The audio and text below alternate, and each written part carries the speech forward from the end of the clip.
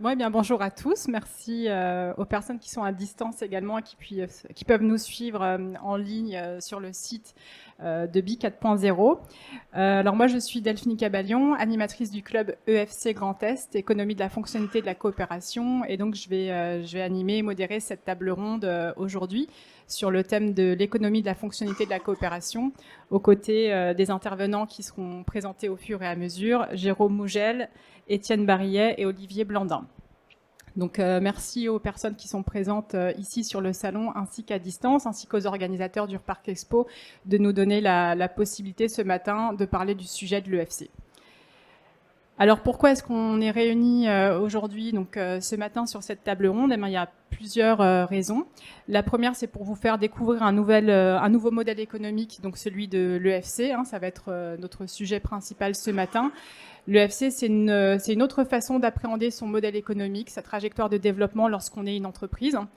L'idée, c'est de vous montrer aujourd'hui qu'on peut sortir d'une logique volumique pour repenser son modèle économique autrement et donc vous sensibiliser en tant que chef d'entreprise, dirigeant à ce nouveau modèle, notamment si vous travaillez dans le secteur industriel, si vous-même vous connaissez des impasses, des difficultés actuellement, que vous souhaitez, que vous subissez une forte concurrence sur votre marché, si vous souhaitez agir sur votre impact environnemental ou social.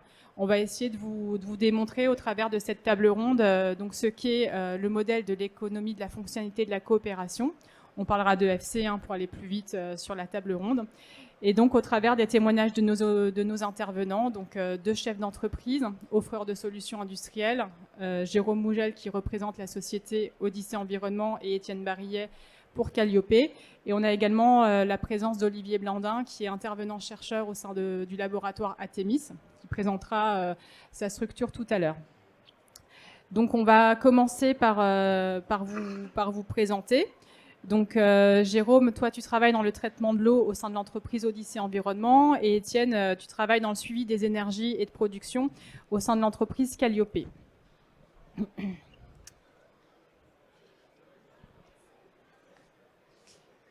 Alors effectivement, si vous êtes réunis tous les deux aujourd'hui, alors vous êtes tous les deux adhérents du club EFC Grand Est, mais c'est parce que vous avez également suivi un parcours de formation à l'EFC qui vous a amené à vous poser des questions, car vous aviez identifié tous les deux certaines limites dans vos modèles économiques. Vous avez eu des envies à un moment donné, eu envie d'identifier, vous avez identifié des nouveaux besoins, vous avez souhaité faire évoluer votre activité.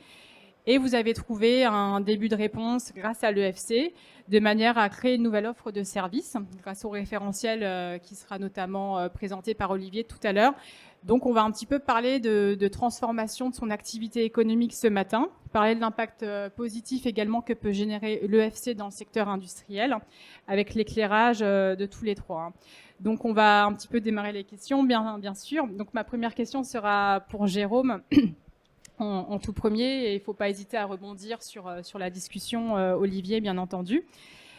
On va commencer à parler d'EFC au travers de la question du prix. Donc c'est quelque chose qui va parler à tout le monde finalement. Donc toi, Jérôme, lorsque tu as démarré ta formation à l'EFC, nous on appelle ça le parcours d'acculturation à l'EFC, ton produit était très souvent perçu comme une simple commodité finalement par tes clients. En conséquence, lorsque tu te retrouvais face aux acheteurs, la discussion tournait très souvent et surtout d'abord autour de la question du prix. Donc c'est une discussion qui était menée parfois uniquement avec l'acheteur côté client. C'est vrai que c'est une contrainte importante, le prix pour le client, et c'est une question qui avait été mise en évidence dès le début de la formation à l'EFC. Donc du coup, ma question sera, lorsque tu as commencé le parcours, quelles ont été les idées, les astuces que tu as trouvées finalement pour engager de nouvelles discussions avec le client, autrement qu'en l'abordant sous la seule notion du prix? Merci Delphine. Donc juste une petite précision, donc Odyssée Environnement, on fait du traitement d'eau industriel, donc on est fabricant, formulateur, distributeur et on va jusqu'à la mise en œuvre des produits chez les industriels. Donc notre métier, c'est sans eau, il n'y a pas d'industrie, et en même temps l'industrie cherche à économiser l'eau et à moins la polluer. Donc on voit bien que dans ce contexte, avant, on vendait des produits chimiques au kilo pour éviter l'entartrage, la corrosion, les problèmes inhérents à l'eau, à l'utilisation d'eau dans l'industrie. Et derrière le prix au kilo se cachait un prix au kilo. C'est-à-dire que dans les appels d'offres, il y avait un dossier Excel, vous mettiez tous vos produits, et à la fin de la case, celui qui était le moins 10 ans obtenait le marché. Ce qui nous posait un petit problème, enfin ce qui pose un problème à nous et aux clients, parce que tous les avantages de tel ou tel produit étaient complètement masqués par un prix au kilo. Donc notre souhait, ce qu'on comprenait, ce qu'on voulait, c'était de dire bon, on peut vous vendre des produits pas chers, mais on peut vous vendre des produits un petit peu plus chers, mais qui vont vous amener d'autres performances, d'autres externalités positives sur votre installation. C'est-à-dire qu'on fait avec un produit chimique, avec un bon produit chimique, un produit formulé, un produit performant, on peut garantir, on peut permettre à nos clients d'économiser de l'eau, d'économiser du gaz, d'économiser de la maintenance et toutes sortes de choses qui ne sont pas retrouvées dans le prix au kilo de notre produit, de notre bidon de produit. Bien, merci pour cette réponse et pour la présentation d'Odyssée. Je vais avoir un petit peu la même question côté Étienne, hein, puisque toi aussi, comme Jérôme, finalement, ton entreprise était challengée sur cette question du prix. Donc, en nous présentant l'entreprise Calliope, comment est-ce que tu as réussi, toi également, à recentrer la discussion autour de la valeur des effets utiles générés par ton offre plutôt que par le prix? Oui, merci Delphine. Alors effectivement, chez Calliope, nous, notre activité consiste à aller faire de la supervision de données dans l'industrie, supervision de données qui sont liées à la consommation énergétique d'un côté, également à l'excellence opérationnelle de l'autre, les deux étant intimement liés, hein, on aime à le rappeler. Si une usine est productive, forcément, elle aura des meilleurs ratios en termes de consommation énergétique. Comment est-ce qu'on a repensé l'offre Calliope et notamment pour éviter d'être dans cette spirale du prix, de la liste de prix, comme l'évoquait Jérôme, du moins 10 ans. Il y a une étape qui a été très très importante dans le parcours d'acculturation à l'EFC, qui a été de se poser la question de savoir où est-ce que nous avons réellement de la valeur ajoutée dans le processus d'élaboration de notre offre. Et in fine, décomposer notre offre selon nos critères à nous et non pas les critères que va chercher à imposer un acheteur dans un tableau Excel comme tu l'évoquais très bien. Et on se rend compte de quoi? On se rend compte qu'en fait, dans un mode très traditionnel, on vend un produit avec des heures associées et on multiplie le prix d'achat du produit par un coef et le nombre d'heures par un taux horaire, alors qu'en fait, la vraie valeur ajoutée qu'on apporte, elle n'est pas là. La vraie valeur ajoutée qu'on apporte, elle est à la fois sur la conception de la solution, qui bien souvent est considérée dans une espèce de service compris. Ben non, c'est pas un service compris, parce que la conception de l'installation, la conception de la solution, elle est fondamentale dans le service qu'on va rendre. Donc c'est ça qui doit être valorisé également. Et ensuite, elle est sur la compréhension des vrais ressorts d'achat du client et de focuser, de contraindre en fait l'analyse de notre offre selon les critères qui sont des critères de fonctionnalité et non pas des critères quantitatifs avec des prix. C'est perturbant pour certains acheteurs, ça l'est beaucoup moins pour d'autres. On a l'habitude de rappeler que de toute façon, toute entreprise a un taux de transformation de ses ventes. Donc, que ça perturbe les acheteurs ou les entreprises avec qui, de toute façon, la relation portera sur de la quantité et du prix, in fine, c'est pas si grave que ça, parce que eux ne sont pas sensibles à l'offre qu'on porte.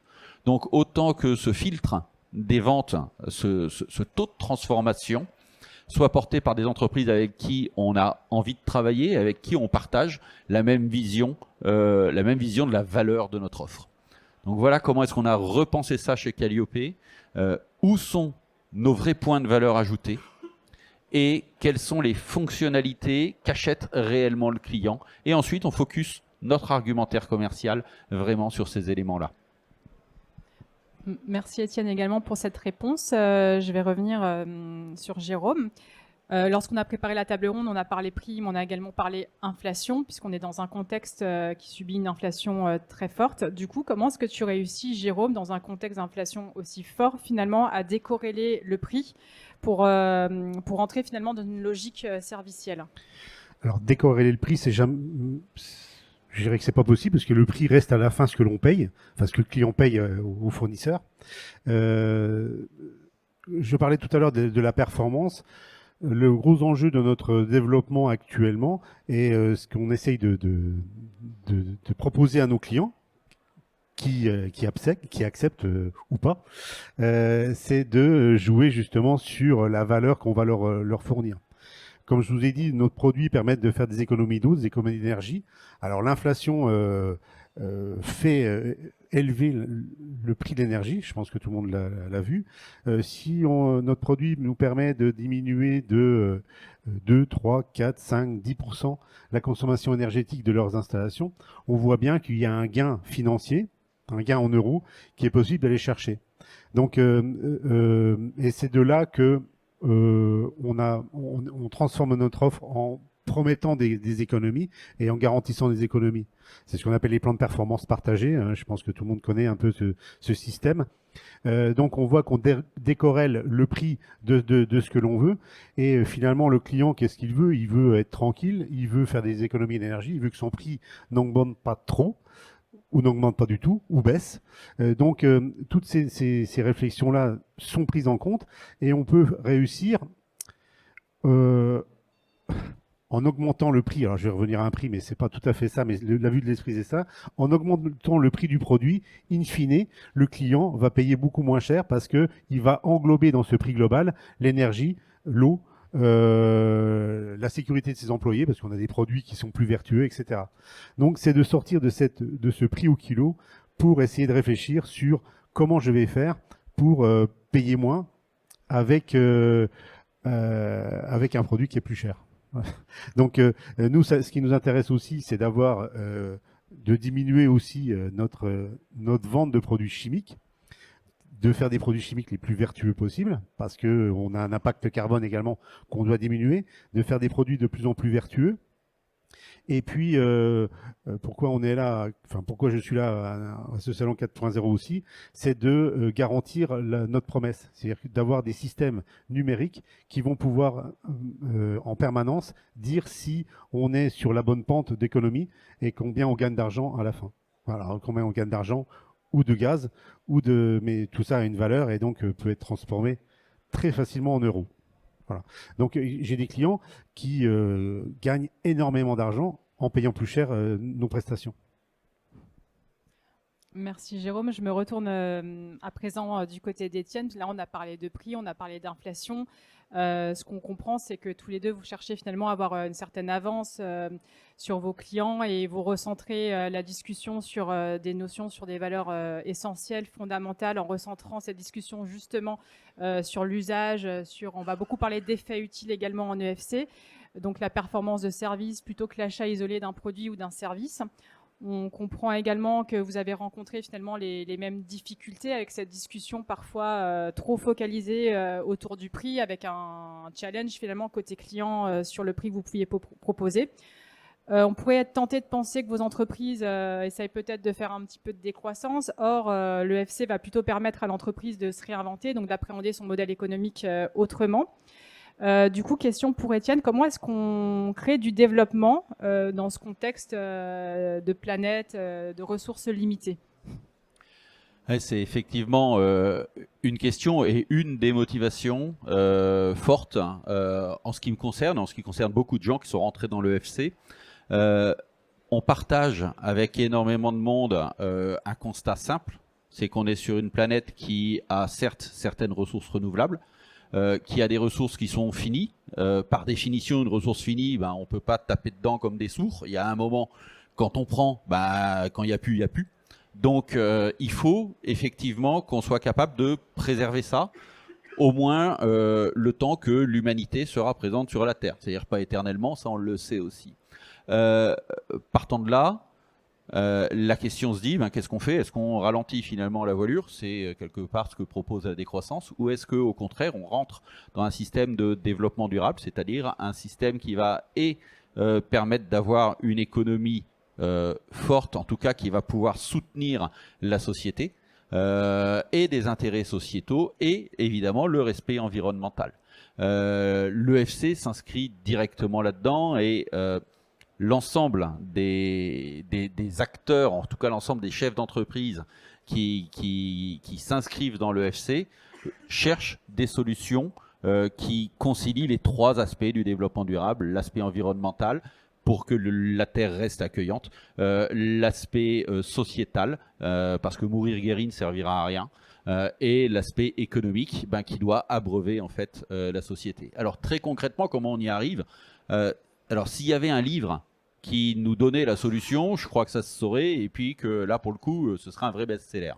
Nous on y travaille, on y chemine, en décorrélant notre chiffre d'affaires, parce que le chiffre d'affaires, c'est quelque part l'activité économique, en décorrélant le plus possible notre chiffre d'affaires de la quantité de produits vendus.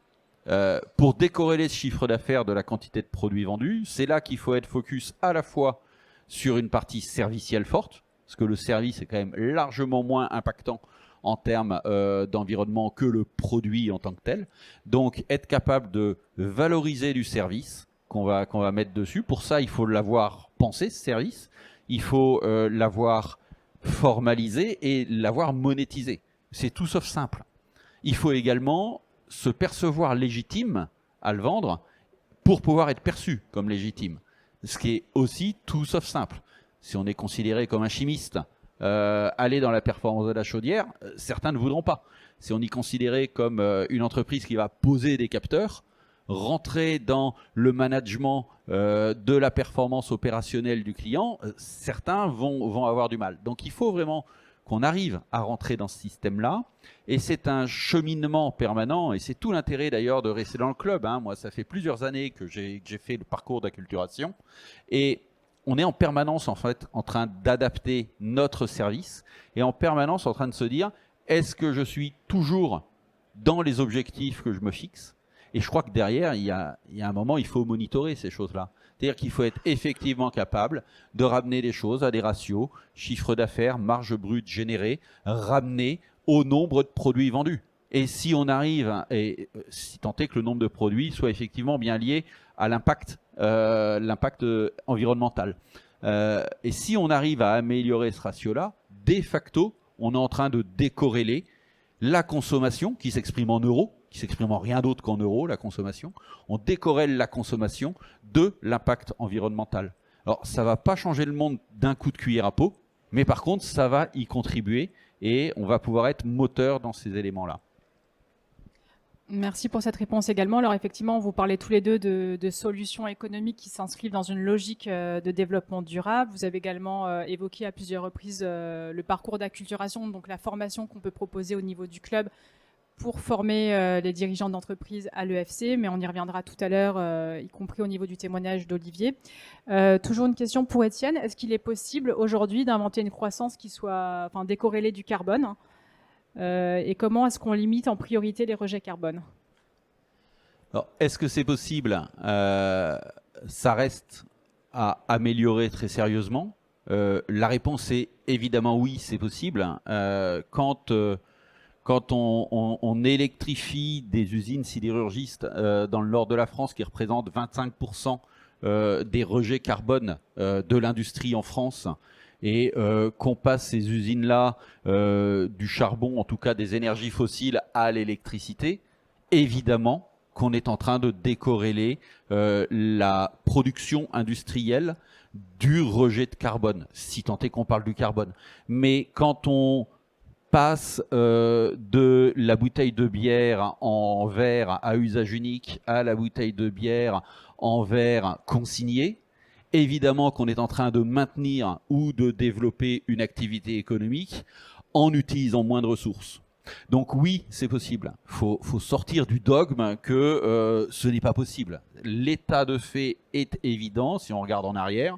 La croissance a été dopée et a été liée avec la consommation d'énergie, et la consommation d'énergie est fossile principalement. C'est pas parce que c'est le cas aujourd'hui que c'est gravé dans le marbre. Notre challenge, de toute façon, c'est d'y arriver. C'est soit ça, soit on se plante. Donc on y travaille. Encore une fois, on n'a pas des baguettes magiques, ni Jérôme, ni moi, ni Olivier qui nous accompagnent dans la démarche. Mais on a des indicateurs qui nous montrent si on est dans le bon chemin, et la farouche volonté de réussir à le faire, qui est de toute façon pour nous un impératif. Donc oui, on peut le faire. Comment on peut le faire? En mesurant les choses, en y travaillant et en allant sur de l'incrémental et en ne cherchant pas la solution miracle tout d'un coup. Et puis en tenant en fait l'équipe qu'on est au niveau de ce club EFC pour pouvoir être force d'entraînement. Et puis quand de temps en temps on peut être un peu tenté de retourner sur nos vieilles habitudes, celles qu'on a appris à l'école, on a toujours l'un ou l'autre qui est là pour nous dire attention, tu es peut-être en train de dévier du système.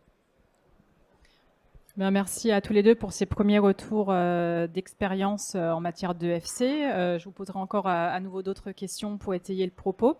Olivier Blandin, tu es également présent avec nous ce matin.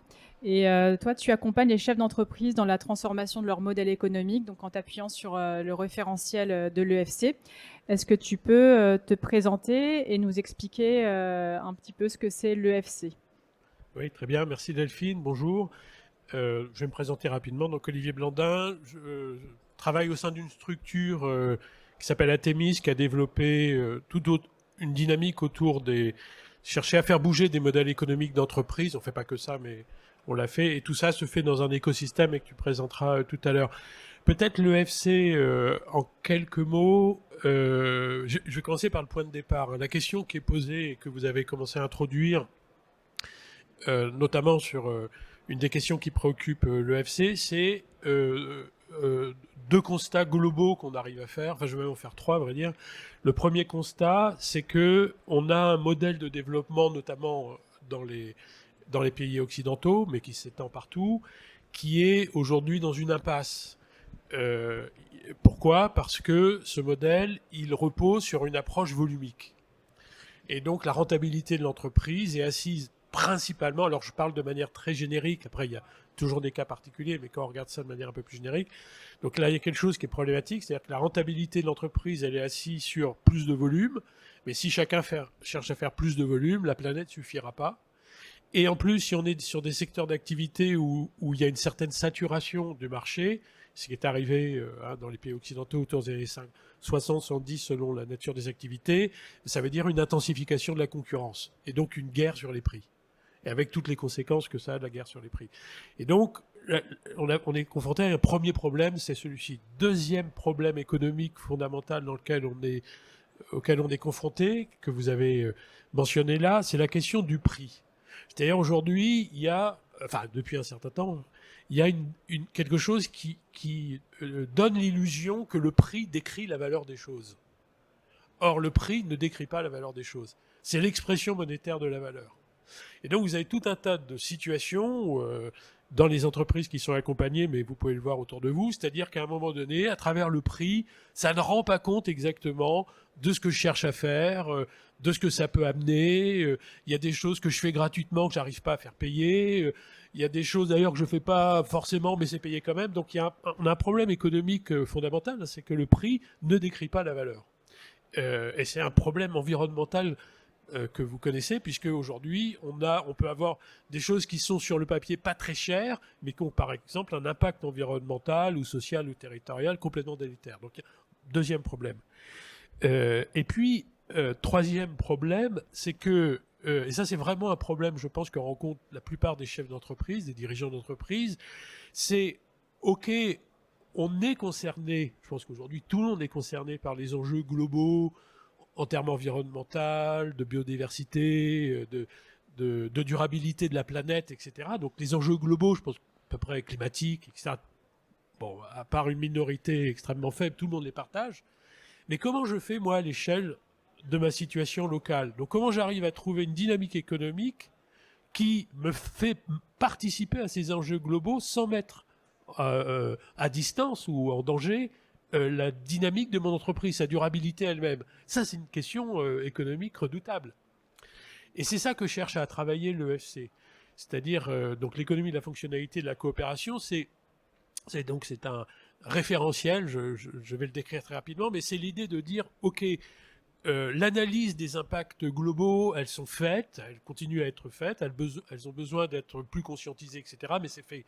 La critique du modèle dominant financiarisé, des limites de la guerre des prix, etc., c'est archi fait. On peut toujours aller plus loin, mais le bâtiment ici ne suffirait pas à remplir les documents qui travaillent, les livres ou les thèses qui travaillent cette question. Donc la question qui nous est posée, c'est OK, la critique, on peut la faire, la conscientisation des enjeux, on peut la faire, mais comment on fait autrement? Et ce que cherche à faire les dynamiques qu'on accompagne dans l'écosystème, moi je ne suis qu'un des représentants de cela, même si Athémis est à l'origine de ces travaux, c'est de dire, on va essayer d'aider les entreprises à s'inscrire dans une trajectoire qui cherche à maintenir leur durabilité en tant qu'entreprise, c'est très important, et en même temps d'essayer de mieux prendre en charge des enjeux environnementaux et des enjeux territoriaux, des enjeux sociaux. C'est ce qu'on appelle le référentiel de l'EFC. Et en 3 mots, le référentiel de l'EFC, donc c'est une grille de lecture qui cherche à analyser les modèles économiques de l'entreprise et qui cherche à aider l'entreprise à partir d'un déjà là à faire un pas de côté, un pivotement pour essayer de trouver une dynamique plus soutenante à la fois dans cette trajectoire entrepreneuriale et au regard d'enjeux plus globaux. Et ça passe par trois grands éléments qu'on met au travail avec les dirigeants.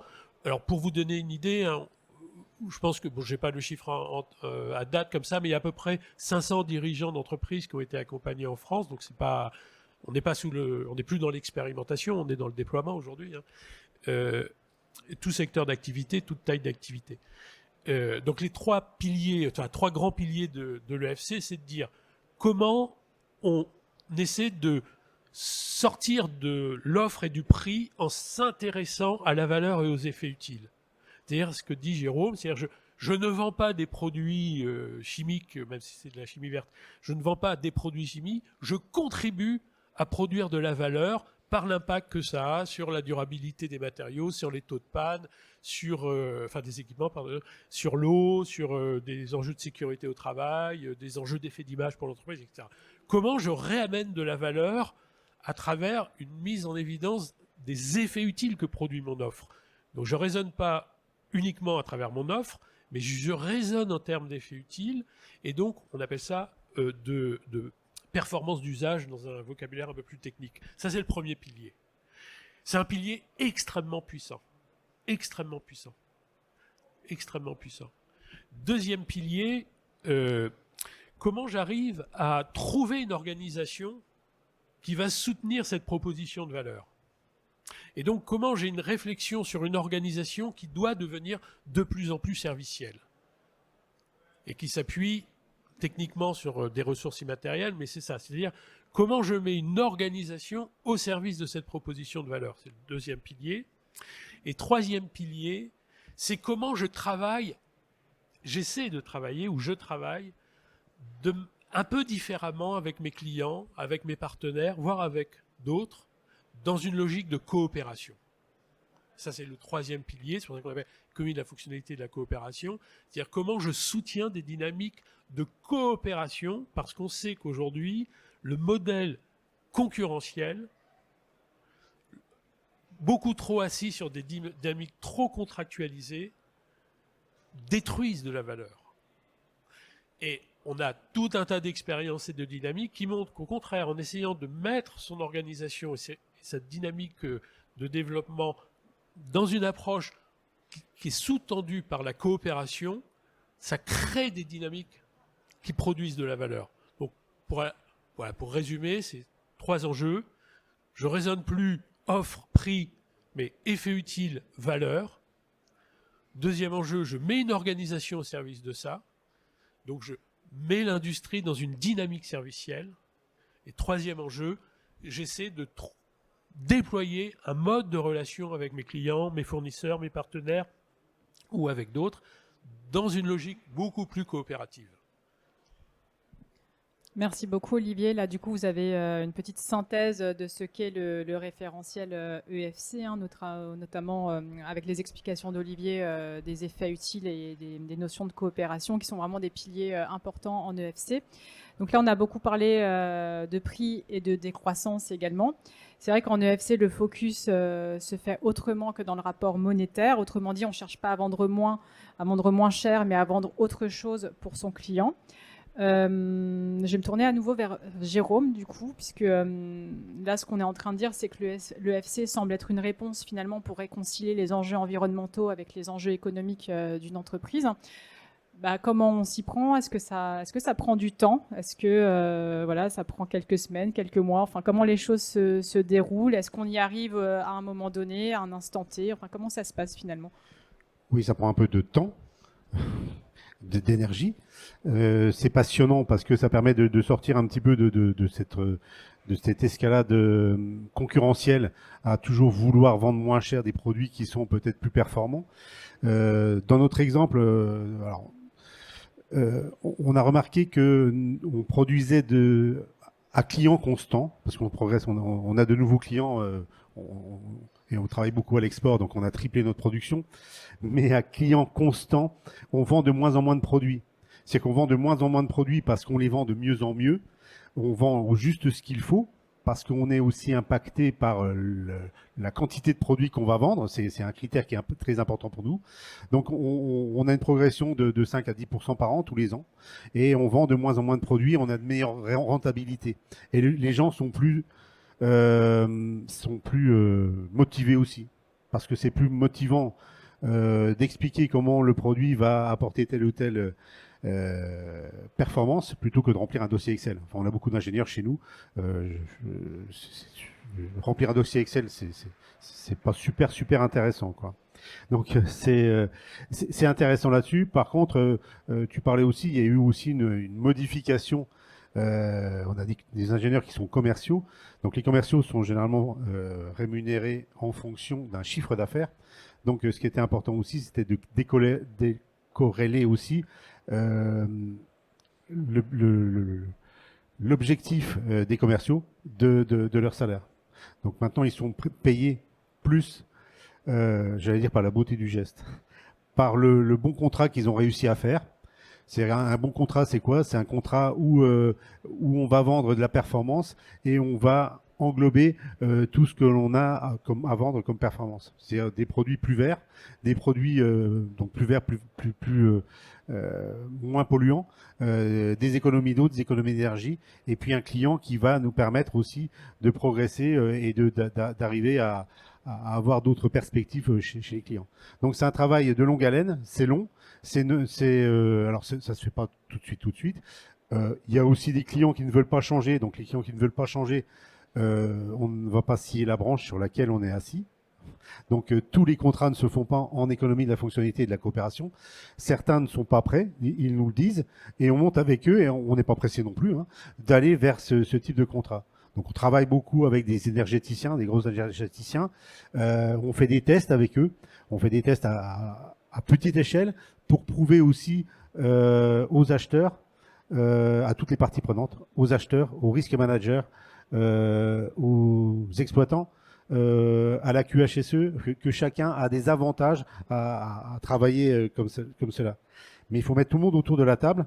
Et chez nous, comme dans les entreprises qui sont nos clients, c'est toujours difficile de mettre l'acheteur, l'exploitant, le QHSE. Bon, ils sont pas toujours d'accord sur la ligne qu'ils doivent avoir pour l'entreprise. Alors que on peut donner des solutions et des performances à chacun. C'est ça aussi le but aussi de notre activité. Merci Jérôme. Donc ce qu'on comprend dans travers de ton témoignage, c'est qu'avant on parlait finalement prix-produit, quand aujourd'hui, après une réflexion et un cheminement qui est long au travers du parcours EFC, on arrive à parler d'une performance lorsqu'on est en face de son client. Du coup, question pour Étienne à nouveau, comment est-ce qu'on arrive à garantir une performance alors même qu'on ne vend pas plus de produits? Comment est-ce qu'on arrive à en parler à son client? Est-ce qu'on lui parle d'EFC? Est-ce qu'on lui vend une promesse EFC? Donc, comment ça se passe finalement, la nouvelle négociation, relation avec le client? Est-ce qu'on parle vraiment business encore d'ailleurs? Alors, d'abord, si on a envie effectivement de faire très très peur aux clients et puis d'en perdre les trois quarts, on va leur parler de FC. Ça, je pense que c'est à peu près certain. Non, on parle à un client de ce qui l'intéresse, de ce qu'il peut comprendre. Donc, on fait les Monsieur Jourdain de l'EFC. On l'amène sur cette direction-là. Comme le disait justement Jérôme, certains de nos clients existants ne veulent pas y aller. En tout cas, les nouveaux clients qu'on va chercher, c'est ceux qui sont réceptifs à ce message-là. Mais d'abord, on en parle beaucoup moins bien qu'Olivier, avec beaucoup moins de pertinence. Donc, on va surtout pas se lancer là-dedans dans la théorisation de ce que c'est que l'EFC. On va en faire et le client va accrocher ou pas accrocher à l'offre. Fondamentalement, c'est ça. Tu demandais tout à l'heure, est-ce que ça prend du temps? Ça prend l'éternité finalement. Aucune entreprise n'a un modèle économique qui est figé.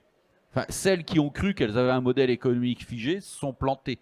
Parce que l'économie évolue, le monde dans lequel on bouge évolue. Donc forcément, nous, notre modèle, il est en permanence en adaptation, mais qu'on fasse de l'EFC ou qu'on fasse pas de l'EFC. Notre modèle économique est toujours en train de s'adapter. Donc on n'a jamais fini. Et ça prend aussi du temps. Pourquoi? Parce qu'on est dans la gestion du changement. Et la gestion du changement, ça prend du temps. L'être humain, il n'aime pas trop le changement. Donc il faut l'accompagner là-dessus. Et c'est d'ailleurs un élément qu'on voit avec un retour d'expérience partagé avec toutes les entreprises. C'est que nous, chefs d'entreprise qui vivons notre entreprise H24, on met déjà un petit peu de temps. Alors certains sont plus rapides que d'autres. Moi, je n'ai pas fait partie des très rapides à comprendre comment ça allait fonctionner. On met déjà un certain temps pour faire en sorte de comprendre comment est-ce qu'on va porter cette offre. Il faut juste imaginer que nos salariés qui vivent pas H24 l'entreprise, mais pour les plus consciencieux, entre 8 et 10 heures sur 24, 5 jours sur 7 l'entreprise, ils vont mettre beaucoup plus de temps que nous. C'est pas leur projet fondamentalement. Et donc il faut qu'on soit capable de les amener dans ce changement-là, qu'ils y voient leur intérêt et qu'ils viennent. Et là, je parle que des salariés en tant que partie prenante. Je ne parle pas des fournisseurs, je ne parle pas des partenaires. Quand on commence des nouvelles relations de coopération avec des partenaires, il faut aussi expliquer les fondamentaux sur lesquels on souhaite travailler. Nous, chez Calliope, on travaille énormément avec des partenaires. On a une constellation de gens avec qui on travaille. On essaye de ne pas mettre en place, par exemple, de commission d'apport d'affaires. C'est toi qui m'amènes, c'est toi qui m'amènes, etc. Pourquoi? Parce que ça vient, en fait, comment on va dire, enlever la qualité de la relation. Et de toute façon, si la relation n'est pas équilibrée, elle va mourir à un moment ou à un autre. Apport d'affaires ou pas apport d'affaires. En fait, ça nous oblige à avoir une relation qui est équilibrée et ça la ramène vraiment sur d'autres sujets que 5 points, 10 points. Enfin, c'est archi contre-productif, ce genre de choses. Mais là aussi, tout le monde n'est pas prêt à l'entendre. Donc parfois on fait, parfois on ne fait pas. Voilà, je ne sais pas si ça répond à ta question, Delphine. Il faudra qu'on pose peut-être la question au public sur les dernières minutes qui nous resteront de questions-réponses. Mais ce qu'on comprend au travers de vos témoignages, c'est que ça prend du temps. Ça ne se fait pas du jour au lendemain. C'est un cheminement long finalement de se convertir à l'EFC. Il ne faut pas forcément parler frontalement de l'EFC à ses clients. Donc il faut également réussir à en parler au travers de son offre et de la pertinence qu'on arrive à créer dans ce qu'on va vendre aux clients. Peut-être une dernière question pour Olivier, puis on se laissera quelques minutes pour répondre également à vos questions si vous en avez. Aujourd'hui, le club que je représente anime des sessions une fois par trimestre pour réunir les chefs d'entreprise formés à l'EFC, comme Étienne, comme Jérôme. Le préalable, lorsqu'on est sur une trajectoire EFC, c'est d'avoir intégré les codes et donc ce fameux référentiel EFC pour réinventer son activité économique. Donc dernière question côté Olivier, puisqu'on co-anime ensemble un parcours de formation à l'EFC qu'on va d'ailleurs lancer courant premier trimestre 2023 pour les entreprises intéressées. Lors de cette formation, finalement, qu'est-ce qu'on vient expliquer aux chefs d'entreprise dans cette formation? Quelles sont les premières étapes lorsqu'ils se tournent vers l'EFC? Voilà, par quoi est-ce qu'on commence finalement? Et quels résultats est-ce qu'on peut espérer lorsqu'on se lance dans un parcours de formation EFC? Question large. Alors, je vais peut-être juste faire un tout petit bémol avant de répondre. Je dirais pas formation, je dirais un accompagnement, parce que il s'agit dans ces parcours d'être le plus opérationnel possible en s'appuyant sur la dynamique et le déjà là de l'entreprise. Et donc ça mobilise bien sûr un certain nombre de concepts, etc. Mais la visée, elle n'est pas de l'ordre de la connaissance, elle est de l'ordre de l'action concrète. Peut-être deux remarques. Ce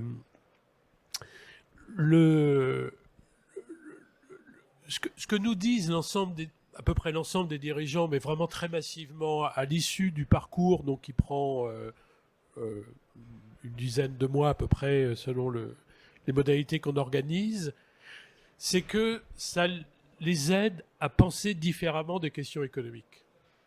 Et d'une certaine manière, c'est ça le plus utile. Quand on cherche à faire évoluer les trajectoires d'entreprise, le problème premier n'est pas un problème opérationnel. C'est pas un problème de solution. Alors bien sûr, il faut trouver des solutions concrètes, mais c'est pas le premier problème. Le premier problème auquel on est confronté, c'est comment on pense les questions.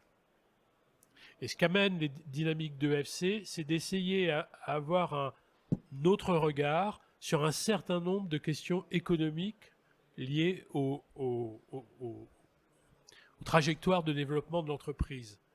Et ça, c'est très important de le repérer. Donc il y a cette dimension formation, on pourrait dire, mais pour moi, me semble-t-il, dans les retours qu'on a des dirigeants, c'est que ça donne un référentiel pour penser des questions différemment, différemment ou de manière plus structurée selon la situation de l'entreprise et du dirigeant. Et ça, c'est un point d'appui pour aller plus loin dans sa trajectoire. Qu'est-ce qu'on cherche à faire lorsqu'on accompagne des dirigeants? 3 choses. Première chose, c'est bien sûr de comprendre c'est quoi l'entreprise, son activité, etc. Je passe sur ces détails-là, mais je vais vite à l'essentiel.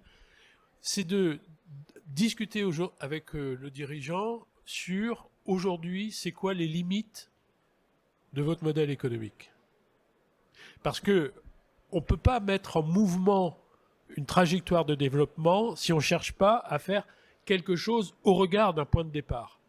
Donc, il faut identifier des limites. Alors, les limites, elles peuvent être sur des aspects très concurrentiels. Je suis challengé par le prix, sur des aspects d'organisation interne, sur le fait d'avoir des clients très volatiles, etc., etc. Donc, il y a un certain nombre de limites. Et on travaille sur les limites.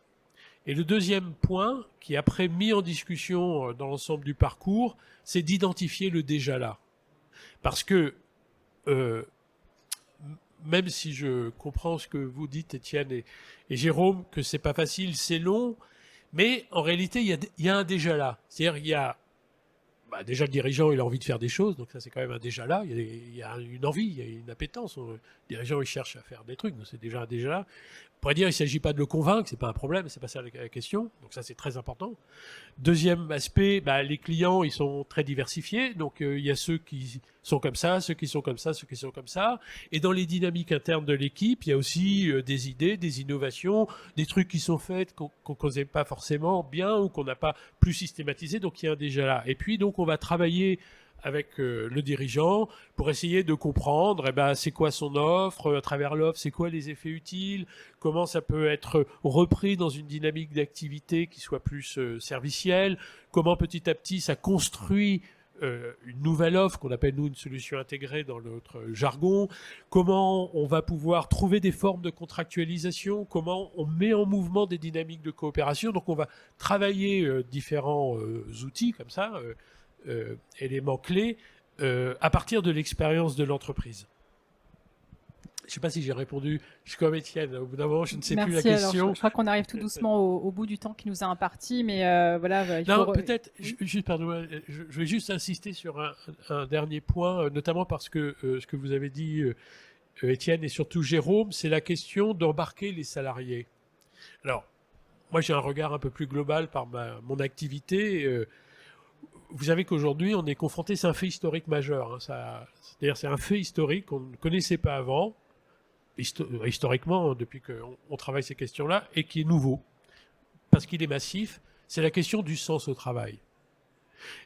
Vous avez énormément de salariés qui ne trouvent plus du sens à leur activité de travail et qui posent des problèmes d'attractivité pour les entreprises. Et d'ailleurs, de ce point de vue-là, l'expérience du Covid et du télétravail a été un mécanisme révélateur de ces questions-là. Et nous, on a énormément d'échos, enfin de sujets sur lesquels on est interpellé autour de cela. Et moi, il me semble, dans les trajectoires qu'on a vues d'entreprises accompagnées, que dans une très grande majorité des cas, ça redonne une énergie aux dirigeants ou à l'équipe dirigeante un peu différente. C'est-à-dire de face à un mur, parfois à des obstacles, etc., ça redonne une perspective. Donc ça redonne de la vitalité et de l'énergie. Parce qu'être dirigeant, c'est un métier extrêmement complexe. Et ça peut donner aussi une certaine forme d'énergie à des clients qui parfois sont eux-mêmes coincés dans leur système, dans leur propre modèle économique. Et ça peut donner de l'énergie et une certaine vitalité, une certaine forme d'attractivité pour les équipes.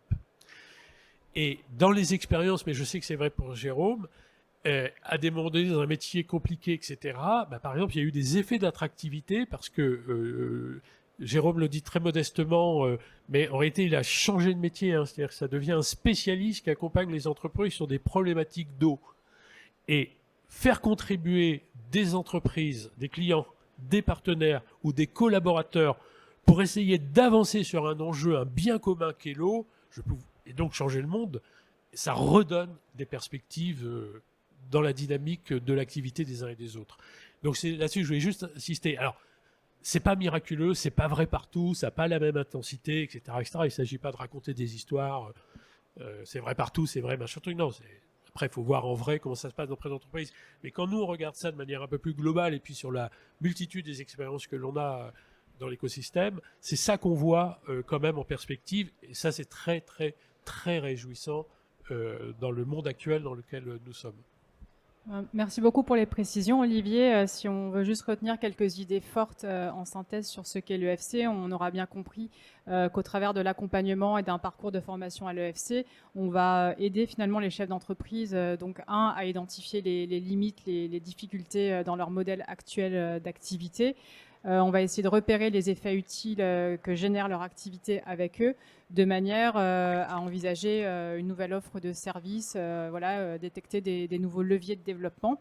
Donc nous, on vous propose en tous les cas au niveau du club de vous accompagner. Donc première chose, au travers d'un diagnostic de maturité EFC pour savoir où vous en êtes actuellement dans votre stratégie de développement, quels sont les leviers, les opportunités qu'on peut identifier ensemble pour peut-être se tourner vers une trajectoire EFC. Et donc avec Atemis, avec l'accompagnement d'Olivier, on va également vous proposer une formation, plutôt une déformation, puisqu'on va parler plutôt d'acculturation à l'EFC, puisque c'est notre manière également de penser pour agir sur son modèle économique. Je sais qu'on est en train de terminer. Il y a peut-être une question dans le public pour l'un de nos intervenants.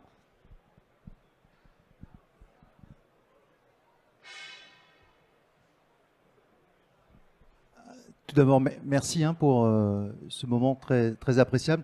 J'avais une question, indépendamment des bonnes intentions ou de l'enthousiasme initial qu'on peut avoir, c'est une trajectoire. Déjà, je pense que c'est important de souligner le mot que c'est bien une trajectoire. Hein. En tant que dirigeant, on est quand même confronté à un changement qui est très complexe, intrinsèquement très incertain.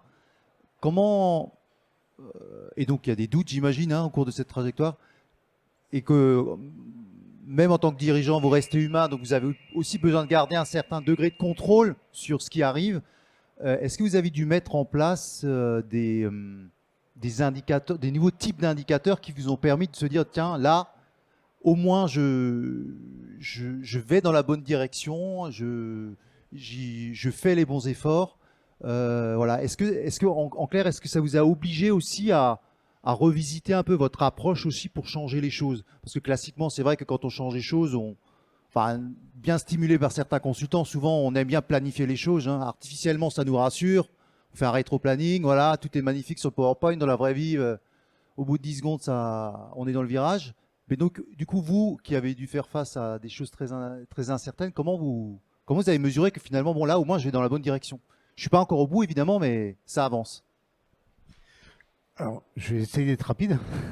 On a saucissonné, enfin, on a une réflexion comme ça parce que quand on parle de performance, il y a tellement de performances. Donc, ce qu'on a souhaité faire, nous, c'est saucissonner les performances. Le fait de saucissonner les performances permet d'adresser une performance à chaque personne, à chaque utilisateur. C'est-à-dire, on a des performances sur le prix, parce que l'acheteur, il faut quand même faut être sympa avec l'acheteur quand même, c'est lui qui passe la commande. On a des performances sur la QHSE, sur l'utilisateur, etc. Et donc, en saucissonnant toutes ces performances-là, est-ce qu'on peut les monitorer, est-ce qu'on peut pas les monitorer, est-ce qu'elles sont subventionnables, est-ce qu'on peut mettre des KPI dessus, est-ce qu'on peut mettre, il y en a certaines où on a du mal. Je prends un exemple, c'est par exemple le confort. On travaille sur le confort dans les bâtiments où on gère 20 000 logements à Strasbourg. Le but ultime des locataires, c'est d'avoir du confort, c'est-à-dire du chauffage et de l'eau chaude. Mais il y en a qui sont bien à 25 degrés, d'autres à 21 degrés, d'autres à... Bon, donc on est toujours en recherche de ces indicateurs. Il y en a qui sont simples. Quand on fait une économie d'eau, un mètre cube d'eau, ça coûte 3 euros, donc c'est facile de savoir combien on a gagné.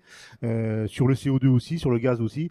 Il y a d'autres choses qui sont un peu plus compliquées. C'est pour ça que Étienne disait que c'était un travail de tous les jours, mais ça nous remet aussi, ça nous oblige quelque part à trouver des partenaires qui vont nous dire, bah ouais, moi je sais comment faire pour faire, par exemple, on fait des tests, on envoie des sondages avec un smartphone pour savoir est-ce que vous êtes bien dans votre appartement ou pas.